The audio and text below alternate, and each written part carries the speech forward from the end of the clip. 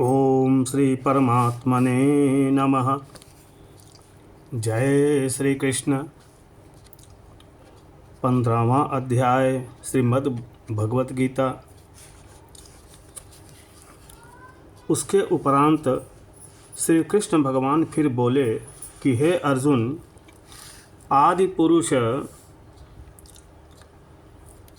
परमेश्वर रूप मूल वाले और ब्रह्मा रूप मुख्य शाखा वाले जिस संसार रूप पीपल के वृक्ष को अविनाशी कहते हैं तथा जिसके वेद पत्ते कहे गए हैं, उस संसार रूप वृक्ष को जो पुरुष मूल सहित तत्व से जानता है, वह वेद के तात्पर्य को जानने वाला है। हे अर्जुन, उस संसार वृक्ष की तीनों गुण रूप जल के द्वारा बढ़ी हुई एवं विषय भोग रूप कोपलों वाली देव, मनुष्य और तिर्यक आदि योनि रूप शाखाएं नीचे और ऊपर सर्वत्र फैली हुई हैं तथा मनुष्यों में कर्मों के अनुसार बांधने वाली अहंता, ममता और वासना रूप जड़ें भी नीचे और ऊपर सभी लोकों में व्याप्त हो रही हैं, परंतु इस संसार वृक्ष का स्वरूप जैसा कहा है वैसा यहाँ विचार काल में नहीं पाया जाता है, क्योंकि न तो इसका आदि है और न अंत है तथा न अच्छी प्रकार से स्थिति ही है। इसीलिए इस अहंता, ममता और वासना रूप अति दृढ़ मूलों वाले संसार रूप पीपल के वृक्ष को दृढ़ वैराग्य रूप शस्त्र द्वारा काटकर उसके उपरांत उस परम स्वरूप परमेश्वर को अच्छी प्रकार खोजना चाहिए कि जिसमें गए हुए पुरुष फिर पीछे संसार में नहीं आते हैं और जिस परमेश्वर से यह पुरातन संसार वृक्ष की प्रवृत्ति विस्तार को प्राप्त हुई है, उस ही आदि पुरुष नारायण के मैं शरण हूँ। इस प्रकार दृढ़ निश्चय करके नष्ट हो गया है मान और मोह जिनका, तथा जीत लिया है आसक्ति रूप दोष जिनने, और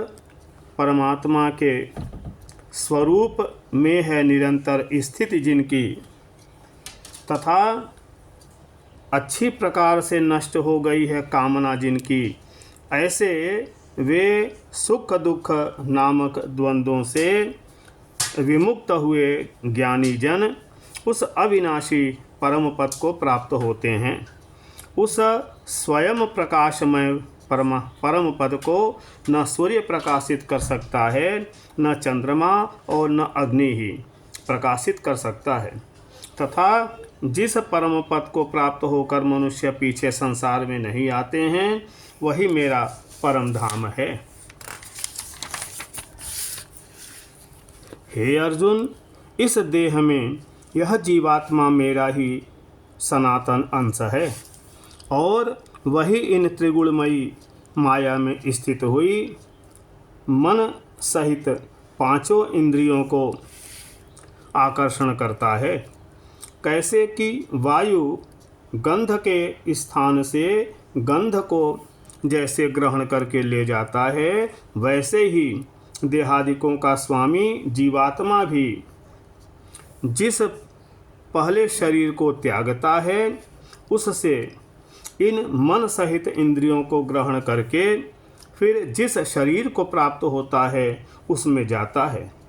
उस शरीर में स्थित हुआ यह जीवात्मा श्रोत्र, चक्षु और त्वचा को तथा रसना, घ्राण और मन को आश्रय करके अर्थात इन सब के सहारे से ही विषयों को सेवन करता है। परंतु शरीर छोड़कर जाते हुए को अथवा शरीर में स्थित हुए को और विषयों को भोगते हुए को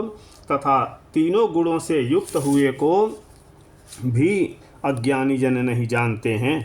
केवल ज्ञान रूप नेत्रों वाले ज्ञानी जन ही तत्व से जानते हैं, क्योंकि योगी जन भी अपने हृदय में स्थित हुए इस आत्मा को यत्न करते हुए ही तत्व से जानते हैं, और जिन्होंने अपने अंतःकरण को शुद्ध नहीं किया है ऐसे अज्ञानी जन तो यत्न करते हुए भी इस आत्मा को नहीं जानते हैं। हे अर्जुन, जो तेज सूर्य में स्थित हुआ संपूर्ण जगत को प्रकाशित करता है तथा जो तेज चंद्रमा में स्थित है और जो तेज अग्नि में स्थित है, उसको तू मेरा ही तेज जान। और मैं ही पृथ्वी में प्रवेश करके अपनी शरीर से अपनी शक्ति से सब भूतों को धारण करता हूँ और रसस्वरूप अर्थात अमृतमय चंद्रमा होकर संपूर्ण औषधियों को अर्थात वनस्पतियों को पुष्ट करता हूँ,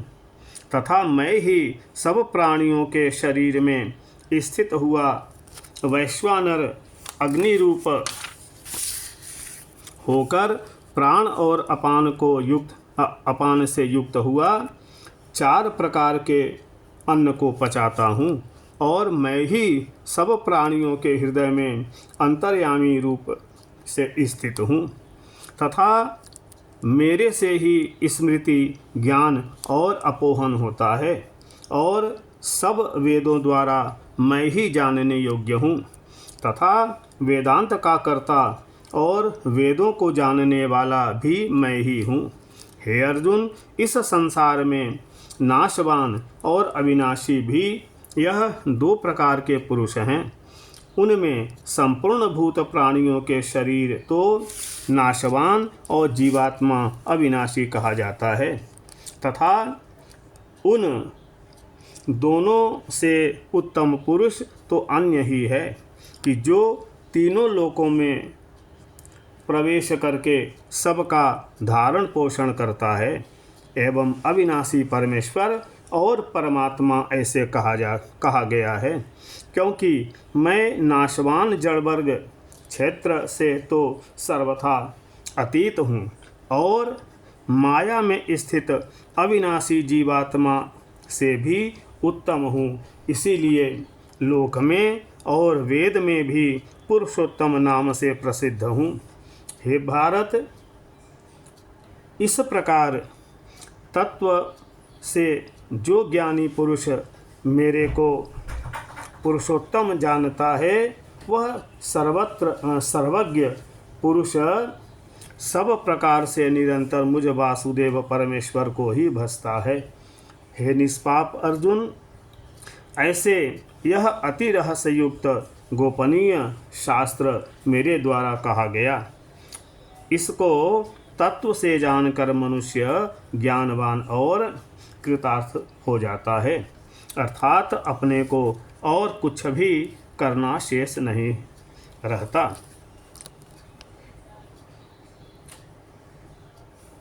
श्री कृष्ण और अर्जुन के संवाद में पुरुषोत्तम नाम योग नामक 15वां अध्याय।